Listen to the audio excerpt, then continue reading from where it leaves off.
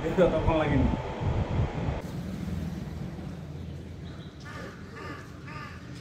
গোস্বামী তার night mobile ছিল, তো সে যখন তার স্টাফ নিয়ে সরলা বামুনিয়া এরিয়ার মধ্যে নাইট মোবাইল করছিল, তখন দেখতে পায় যে কিছু লোক একজন লোককে ডিটেন করে রেখেছিল।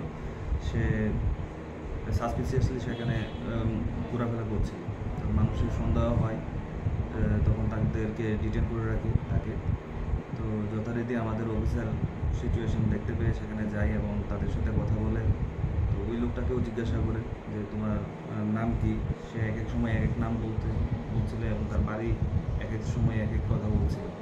তখন মানুষ তার উপর বিশেষ করে খেপে গিয়েছিল।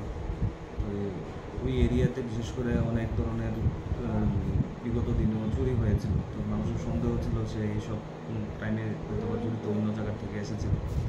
তো সেখানে যেন কোনো আনটোয়ার্ডস কোনো ইনসিডেন্ট না ঘটে, তখন আমাদের ওই অফিসার তাকে থানাতে নিয়ে আসে এবং সে জানায় যে তার নাম মোহাম্মদ বদরুল হোসেন এবং বাবার নাম লেট আফতাব আলী, মোহাম্মদ আলী, এবং তার বাড়ি কৃষ্ণপুর সাইডে মূলত। পরবর্তী সময়ে আরও জিজ্ঞাসাবাদ করা হয় এবং সে তখন স্বীকার করে যে সে বাংলাদেশের ঢাকা বাইটাঙ্গা থানা ড্যামরা ডিস্ট্রিক্ট ঢাকা।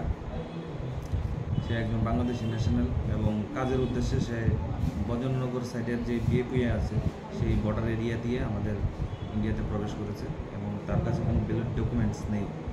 যথারীতি আমরা একটা কেস রেজিস্টার করেছি এগেইনস্টে সেকশন 3 অফ IPP অ্যাক্ট এবং 14A ফরেনার্স অ্যাক্টে।